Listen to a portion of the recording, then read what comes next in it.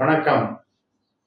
அன்பார்ந்த குரு ஜோதிடம் நேயர்களுக்கு நம்ம பல ஆண்டுகளாக ஜோதிடத்தில் டிகிரி சுத்தமாக பார்க்கறத நீங்கள் பயன்படுத்தி வர்றீங்க.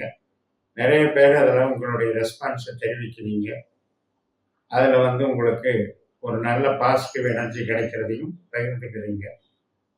நம்ம இந்த முறையில் மேலும் மேலும் ப்ராக்டிஸ் பண்ண உங்களுக்கு உங்களுடைய விதி கொடுப்பனையும் தெரிந்து கொண்டு நமக்கு கோச்சார பலன்கள் ஒரு கிரகமும் ஒரு இடம் விட்டு இடம் மாறும்போது எந்த நட்சத்திரத்தின் வழியாக செல்லுகிறதோ அந்த பாவ தொடர்புகள் மூலம் நமக்கு பலன் அளிக்குதுங்கிற விவரத்தை நம்ம புரிஞ்சுக்க ஆரம்பிக்கிறோம்.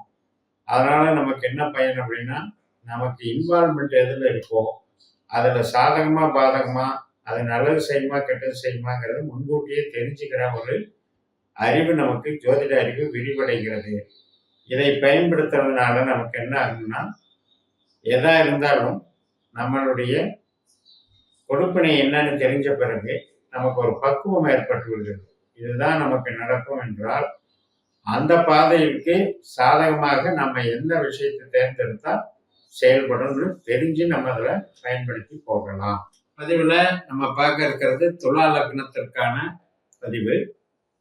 செவ்வாய் சுக்கிரன் 2 கிரகங்கள் ஒரே கிரகத்தினுடைய நட்சத்திரத்தில், அதாவது குருவனுடைய நட்சத்திரமான புனர்பூசத்துல செவ்வாயும் விசாகத்துல சுக்கிரனும், மிதுன ராசி துலா ராசி இந்த 2 இடத்துலையும் நம்முடைய லக்னத்திலேயே சுக்கிரன் இருக்காரு, குரு நட்சத்திரத்துல இருக்காரு.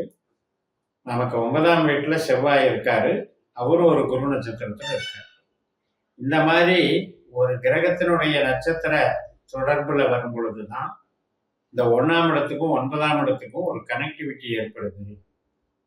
இது 12 நாட்கள், அதாவது 4ஆம் தேதியிலிருந்து 15ஆம் தேதி வரைக்கும் அக்டோபர்.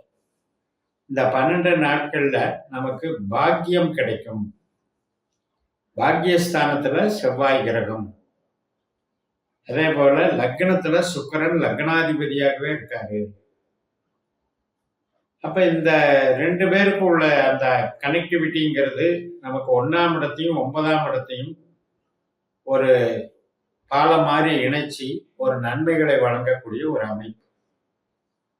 இறையருள், குலதெய்வம், நம்முடைய இஷ்ட தெய்வம், ஆன்மீக தொடர்பு, இது எல்லாத்துக்கும் 9ஆம் இடம்தான். பூர்வீகம், இது சார்ந்த நன்மைகளை இப்ப நம்ம அனுபவிக்க போகிறோம். பூர்வீக சொத்து சார்ந்த யோகங்கள், குலதெய்வ ஒரு ஈடுபாடுகள் மற்றும் தெய்வீகம் ஆன்மீகம் சார்ந்த பணிகள் இருக்கு இல்லையா, அந்த பணிகள்ல நமக்கு ஒரு சிறப்பு.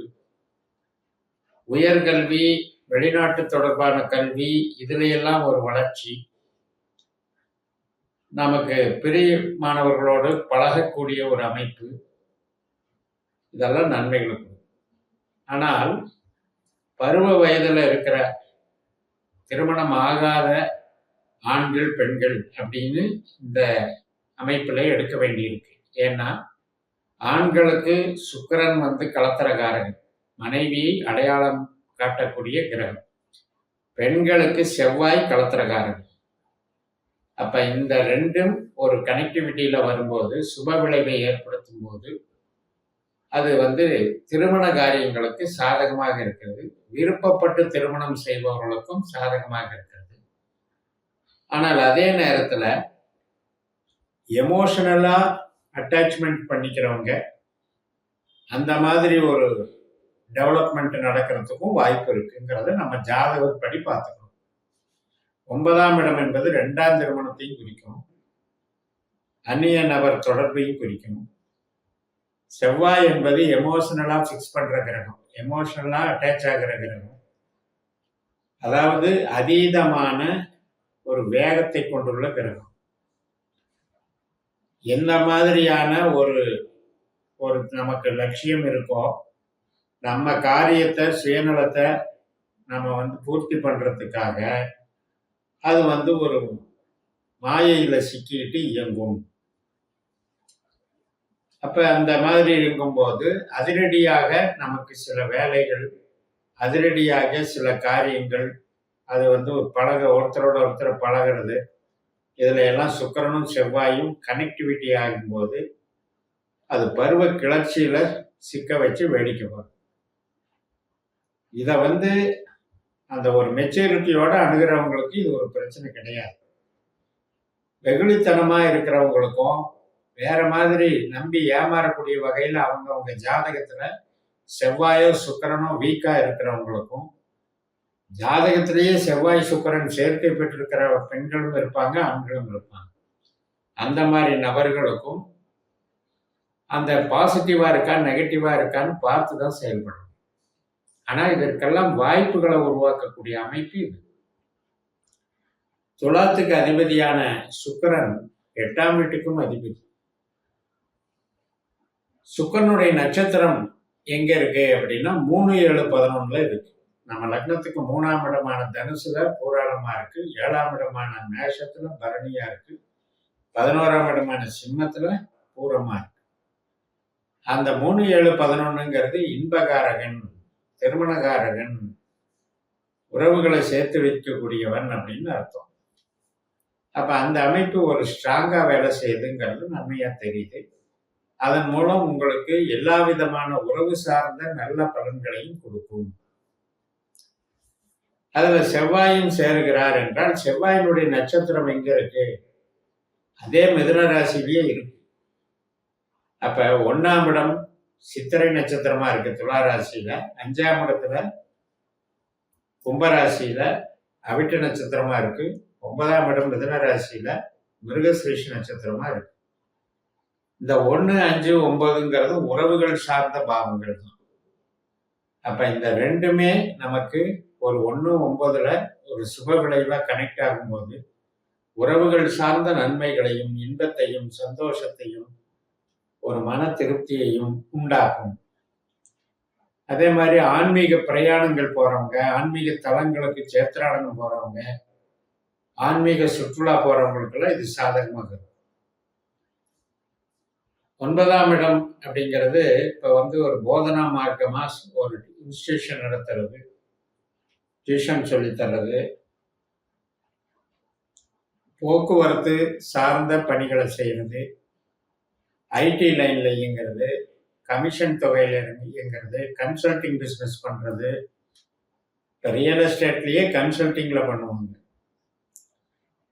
அதே போல நமக்கு எந்த விதமான ஒரு ஃபீல்டுலையும் ஒரு ஏஜென்சியா மீடியேட்டரா செயல்படுறது, கலைத்துறை, மீடியா துறை, இதுகளையெல்லாம் டெவலப் ஆகிறது.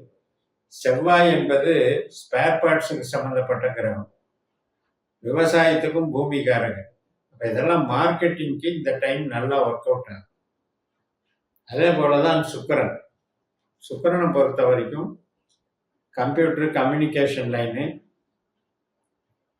விளக்குகள், ஆடம்பரமான விளக்குகள், இன்டீரியர் டெக்கரேஷன், ஃபர்னிச்சர், இது போன்ற ஒரு டெக்கரேஷன்ஸ், திருமண மகால் சம்பந்தப்பட்ட டெக்கரேஷன்ஸ் மற்றும் சினிமா உலகம் மற்றும் ஆடை ஆபரண சேர்க்கைகள், டெக்ஸ்டைல் இண்டஸ்ட்ரியை டிசைனிங்கா பண்ணக்கூடிய ஒரு மாதிரியான சேலைகள், கார்மெண்ட்ஸ், இதெல்லாமே. அப்ப இந்த அமைப்புகளுக்கெல்லாம் இந்த செவ்வாய் சுக்கிரனுடைய காம்பினேஷனா வேலை செஞ்சு மார்க்கெட்டிங் சம்மந்தப்பட்டது நல்லா டெவலப் பண்ணி கொடுக்கும். அதில் படிக்கிறவங்க, அந்த துறையில் சார்ந்து படிக்கிறவங்களுக்கும் ஒரு வளர்ச்சியை கொடுக்கும். ரிசர்ச் மோட்டிவ்ல இயங்குறவங்களுக்கும் நன்மையை கொடுக்கும். இரத்த சம்பந்தப்பட்ட உறவுகள், அது சார்ந்தும் நன்மைகளை கொடுக்கும். சந்தோஷத்தை அனுபவிக்கக்கூடிய இந்த 12 நாட்களையும் நீங்க பயன்படுத்தி கொள்ளலாம். இப்ப குரு வந்து நமக்கு 8ஆம் வீட்டுல இருக்காரு. இப்போ தற்சமயம் நம்ம லக்னத்துக்கு 8ல இருக்கார். அப்போ திடீரென்று வரக்கூடிய அதிர்ஷ்டங்களையும் குறிப்பிடும். இப்போ ஒரு கோயிலேயே ஒரு இறையருள் செய்வதே வந்து திடீரென்று ஒரு சில பொறுப்புகள் கிடைக்கும், ஒரு சில அருள் உணர்வுகள் ஏற்படும். அதெல்லாம் வந்து நமக்கு சாதகமாக. 8ஆம் இடத்துல இருக்கக்கூடிய குருவனுடைய நட்சத்திரத்துல இவங்க இருக்காங்க அப்படின்னாலும் அவங்க வந்து எதிர்பாராத ஒரு மகிழ்ச்சியை தரக்கூடிய வகையில அவங்க உட்கார்ந்துருக்காங்க. கணவன் மனைவி உறவு பலப்படும். வளர்ச்சிகள் நன்றாக இருக்கும். குழந்தைகள் வழி ஆதாயம் நன்றாக இருக்கும். அவர்களுடைய படிப்பு, வளர்ச்சிகள், ஆரோக்கியம் எல்லாம் நல்லா இருக்கும். ஆக இது சிறப்பான அமைப்புல துலாத்துக்கு இந்த பரிவர்த்தனை, அதாவது ஒரே நட்சத்திரத்துல சுப விளைவு பண்ற யோகம் அப்படின்றது மிகச் சிறப்பாக செயல்படும் என்று கூறி நிறைவு செய்கிறேன். இந்த சேனலை சப்ஸ்கிரைப் பண்ணி ஷேர் பண்ணுங்க. உங்க தனிப்பட்ட ஜாதக பலாபலன்களை என்னுடைய வாட்ஸ்அப் நம்பர்ல தொடர்பு கொண்டு பலன் பெறுங்கள். உங்களிடமிருந்து விடைபெறுகிறேன். உங்கள் JMS. நன்றி, வணக்கம்.